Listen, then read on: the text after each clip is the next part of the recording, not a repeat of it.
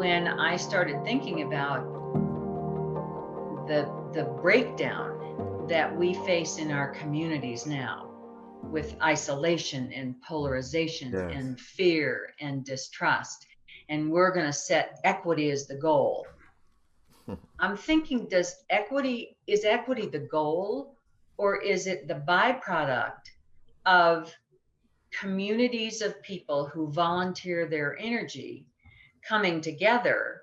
And if I'm coming as a volunteer, I oftentimes don't, I bring my love of the mission Yeah, first. that's right. And so when people come together around a common mission, then healthy communities are formed because of their common interest, not because of their common enemy. Yeah. And I think so much of what we're seeing now. So if we go after the how do we push people to have common interests and include all their brothers and sisters, or Mhm. how do we invite them to come into those arenas where they are so passionate about the mission that needs to be accomplished, that they come in and look first at the mission, not at the color or the Mhm. status or the Mhm. whatever. Yeah, I like where you're going with this, Jane. The way I think about it is first around establishing a shared understanding. In so many spaces, we use language and have different definitions for it. we think about concepts and have different ways of making sense of those things, right? But at the core of it, it's what you described. A lack of connection contributes to everything that our relationship produces.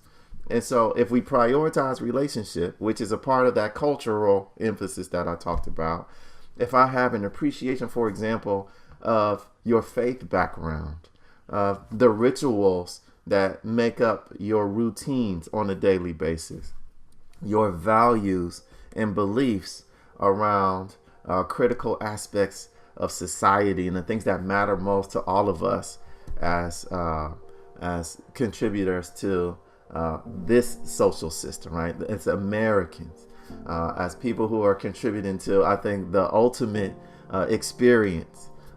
experiment in democracy.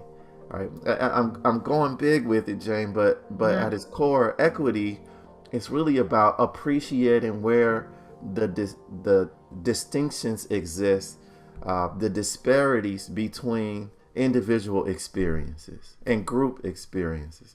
And so, in the same context that you talked about, a focus on the things that help us stimulate or activate around our passion.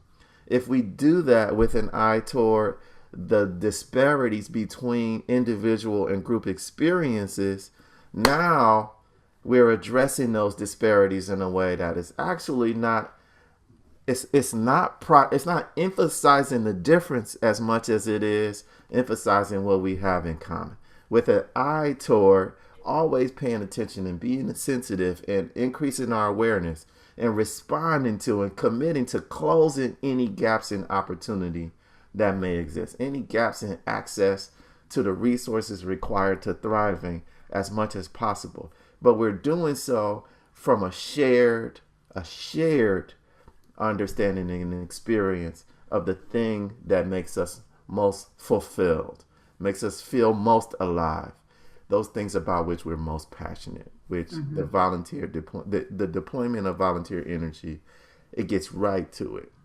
And so yeah, I see this strategic approach as a powerful way for us to get beyond some of the things that trip us up in the more conventional conversation around moralistic points of view for like Mm-hmm. what's right and wrong, and the but it still pays attention to history, right? We're still focused on issues that matter and have a history, and we're saying this is how things have progressed over time, which is a major component of equity.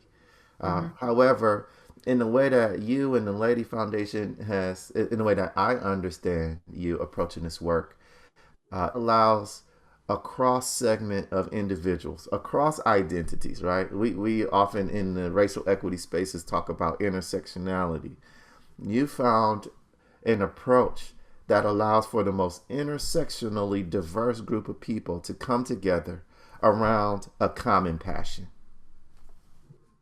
Something outside themselves. Something outside of themselves. And if we come to whatever kind of community experience, whether it's a work experience or a Girl Scout troop or a church or the Olympics or whatever, if we come to it primarily with the focus on ourselves, then all those disparities, all those differences come to the surface, and we're sifting them through.